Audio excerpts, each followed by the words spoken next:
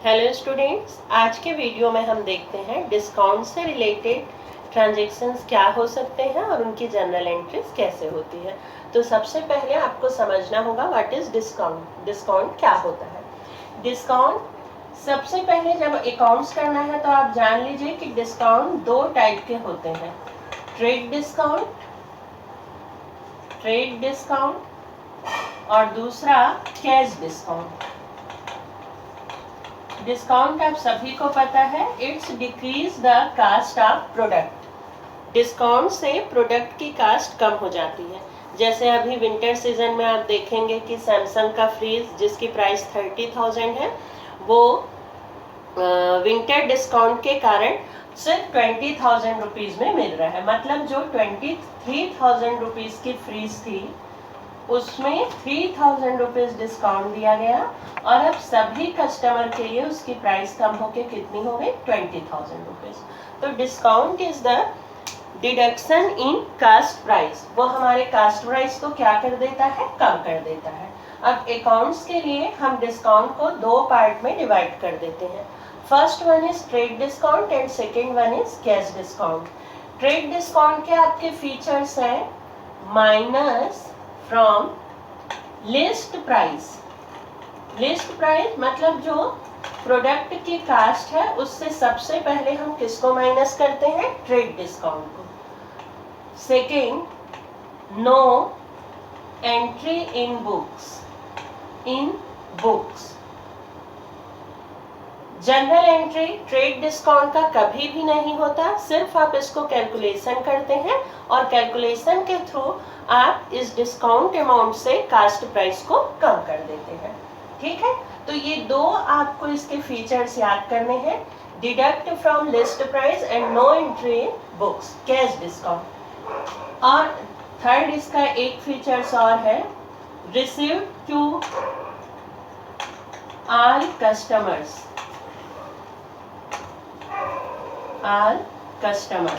Bracket में आप लिख सकते हैं कैश पे ऑब्लिक क्रेडिट। जो ट्रेड डिस्काउंट है वो सभी कस्टमर को मिलता है, चाहे वो कैश मतलब तुरंत पे करे या क्रेडिट पे हो। अगर वो उधार में भी लेता है फिर भी उसको ट्रेड डिस्काउंट मिलेगा और अगर वो नगद पेमेंट करके लेता है तो भी उसको ट्रेड डिस्काउंट मिलेगा। तो ये तीन इसके फीचर्स हो गए। सबसे ज़्यादा जरूरी है जो आपको ध्यान में रखना है वो है कि इसके कभी भी जनरल की बुक में एंट्री नहीं होती है, सिर्फ इसका कैलकुलेशन होता है। दूसरा कैश डिस्काउंट। कैश डिस्काउंट जो है जो माइनस किया जाता है आफ्टर ट्रेड डिस्काउंट। अगर ट्रेड डिस्काउंट भी दिया जा रहा है और कैश डिस्काउंट भी है तो आप याद रखिए इसको हमेशा हम ट्रेड डिस्काउंट के बाद माइनस करेंगे। ठीक है, ये पहला फीचर्स इसका हो गया। दूसरा है always recorded in books. Always recorded in journal books भी आप लिख सकते हैं और इजी करने के लिए जर्नल की बुक्स में हमेशा इसकी एंट्री होगी। तीसरा only received in cash payment. ये हमको उधार पे नहीं मिलेगा, जब हम कैश पे करेंगे तभी ये हमको मिलेगा। तो ये अलग अलग ट्रेड डिस्काउंट और कैश डिस्काउंट के फीचर्स हो गए जो आपको ध्यान में रखने हैं। और हमेशा ये ध्यान में रखें कि पहले ट्रेड डिस्काउंट दिया जाता है और उसके बाद कैश डिस्काउंट दिया जाता है। अब एक क्वेश्चन से पहला पार्ट ट्रेड डिस्काउंट है, हम ट्रेड डिस्काउंट को समझते हैं। ट्रेड डिस्काउंट के लिए नॉर्मली आपको दिया रहेगा goods cost price, goods list price. Cost price और लिस्ट प्राइस, उससे आपको ट्रेड डिस्काउंट को माइनस करना है। Goods list price is 20,000 rupees. Purchase and received 10% trade discount and 5% cash discount. Question आपको दिया है goods list price is 20,000 rupees purchase and receive 10% trade discount and 5% cash discount. Goods है जिसकी list price 20,000 rupees है, हमने purchase किया है, that means goods comes in business, तो you know very well that purchase account is debit, इसको हमको debit करना है। लेकिन हमने क्या पूरा 20,000 रुपीज पे किया? नहीं, receive 10% trade discount and 5% cash discount. तो पहले हम देख लेते हैं calculation of discount amount.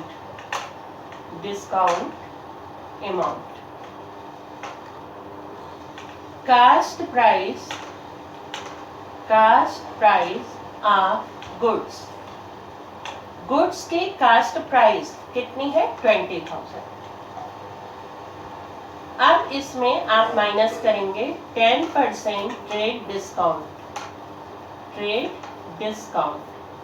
20,000 into 10% 2,000 rupees आ जाएगा। बैलेंस कितना बचेगा? 20,000। अब आपको पेमेंट ओनली कितना करना है? 18,000। तो आपके लिए जो है इसकी कास्ट कितनी हो गई? कास्ट ऑफ परचेज आपके लिए इसकी कास्ट कितनी हो गई? 20,000 से कम हो गई, क्योंकि आपको 10% ट्रेड डिस्काउंट मिल रहा है, ओनली 18,000 रुपीज। अब हम इसमें माइनस करेंगे 5% cash discount. 5% cash discount that means 18,000 into 5%, यह आपका आ जाएगा 900 रुपीज। 5% कैश डिस्काउंट माइनस कर देंगे 900, बचेगा कितना? 17,100। यह आपका हो जाएगा एक्चुअल परचेज प्राइस। आपने उस गुड्स के लिए फाइनली कितना पे किया? 17,100। अब देखिए आपकी जर्नल एंट्री क्या होगी? गुड्स परचेज है, बिजनेस में गुड्स आ रहा है, डेबिट हम किसको करेंगे? Purchase account debit. 2 हमने पे कैसे किया? कैश से। 2 कैश एंड हमको डिस्काउंट मिला। डिस्काउंट जब रिसीव होता है it's a income for business. आपके लिए डिस्काउंट जो मिलता है वो प्रॉफिट है, और नॉमिनल अकाउंट में आता है तो discount credit the income and gains.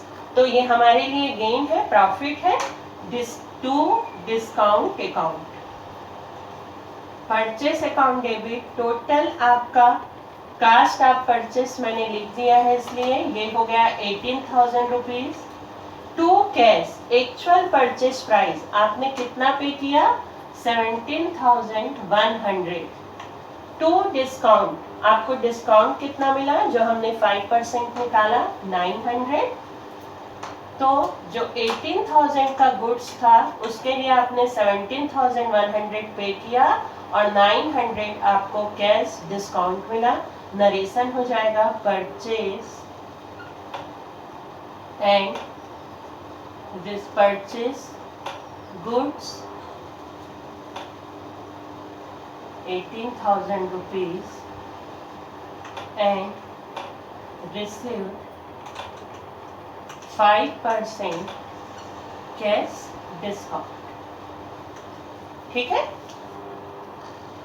तो हमने सबसे पहले गुड्स की लिस्ट प्राइस या कास्ट प्राइस कितनी थी? 20,000 माइनस 10% हमने ट्रेड डिस्काउंट किया।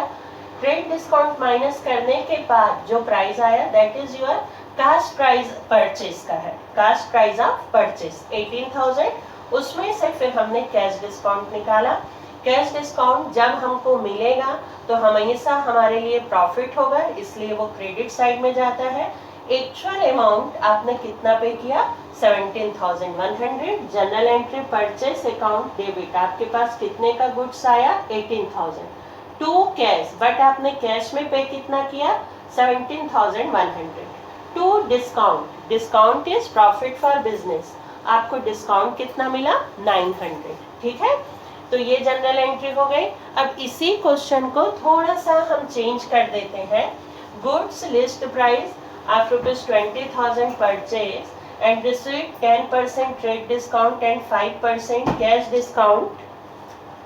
आगे मैं इसमें जोड़ देती हूँ paid by cheque, paid by cheque, लेकिन इसका पेमेंट हमने किससे किया? चेक से। तो अब जो पेमेंट है वो कहाँ से होगा? आप कैश देंगे क्या? नहीं, पेड बाय चेक मतलब बैंक से होगा। सेम सारा आपका कैलकुलेशन एज इट इज रहेगा, कोई चेंज नहीं होगा। टू कैश की जगह अब गिवर बैंक हो जाएगा, to bank account, purchase account debit and giver is the bank, to bank account, to discount account, as it is रहेगा। बस हमने कैश की जगह क्या कर दिया? बैंक। तो अकाउंट्स जब आप जनरल एंट्री करते हैं तो ये छोटी छोटी चीजें आपको ध्यान में रखनी है कि आप कैश से पे कर रहे हैं या बैंक से पे कर रहे हैं, और कैलकुलेशन आपको बहुत केयरफुली करना है। एक एग्जांपल इसका और ले लेते हैं।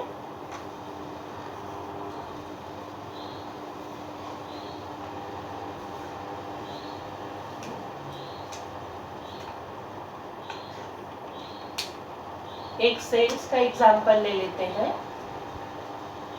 Goods sold at list price ₹25,000 with 5%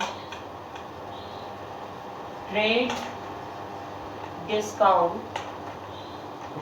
and 10% cash discount। थोड़ा सा क्वेश्चन मैंने चेंज कर दिया। Goods sold at cost price ₹25,000। हमने किस लिस्ट प्राइस का गुड सेल किया? 25,000 with 5% trade discount and 10% cash discount. ठीक है, पहले तो हम कैलकुलेशन कर लेते हैं। Calculation of discount, calculation of discount. सबसे पहले आप लिख लेंगे list price of goods. List और इजी आपको करना है तो आप लिख सकते हैं list price of sold goods. List price of sold goods कितना है? 25,000 minus trade discount, trade discount 5%। 25,000 into 5%, 1250। Amount आपका कितना आ जाएगा? 1250। अब बैलेंस आपके पास कितना आ गया? 23,250। ये आपका हो जाएगा cost of sold goods. Actual में अब सोल्ड गुड्स की कास्ट है वो कम होके कितनी हो गई? 23,250 आफ्टर ट्रेड डिस्काउंट।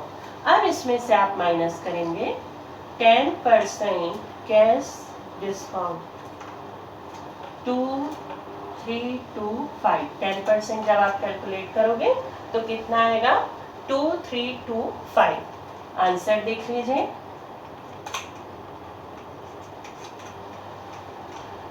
आपको कैश एग्जैक्ट कितना मिलेगा? 20,925। This is your selling price, selling price. ठीक है, अब इसकी general entry goods sold. Goods sold that means goods business से जा रहा है, सोल्ड है। सेलिंग अकाउंट हमारा क्या होगा? क्रेडिट। बिजनेस में आएगा क्या? कैश। Cash account debit. कितना कैश आया बिजनेस में? 20,925।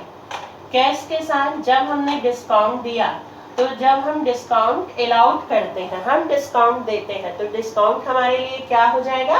लॉस। Discount account debit. कितना डिस्काउंट हमने दिया? 2325। ठीक है,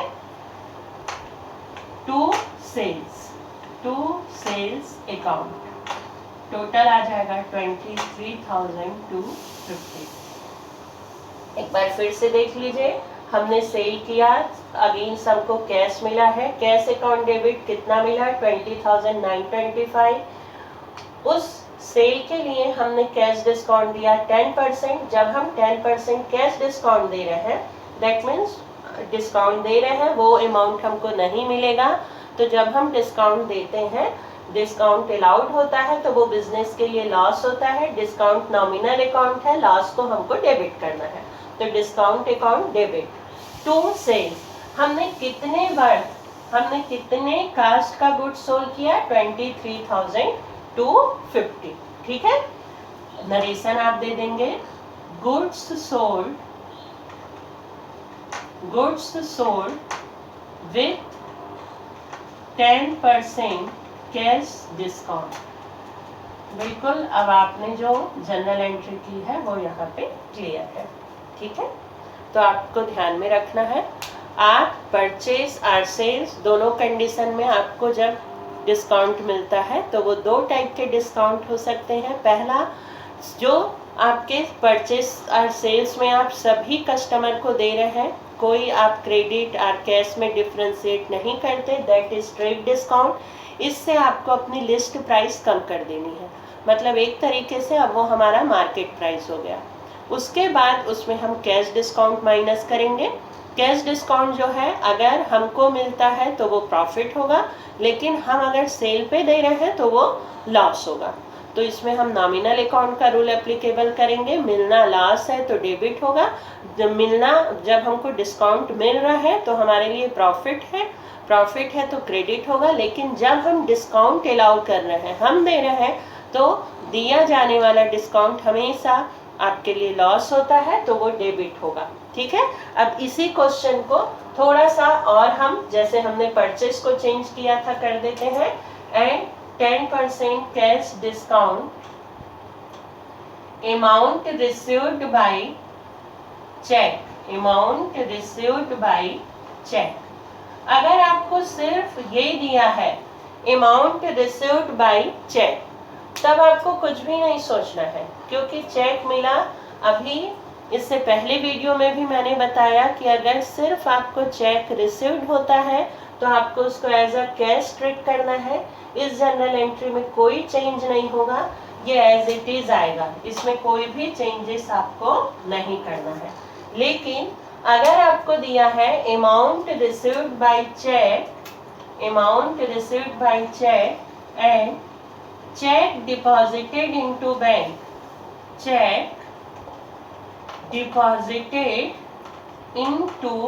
बैंक, सेंटेंस चेंज हो गया। आपको पेमेंट चेक से मिला और उस चेक को इमीडिएट आपने कहाँ डिपॉजिट कर दिया, बैंक।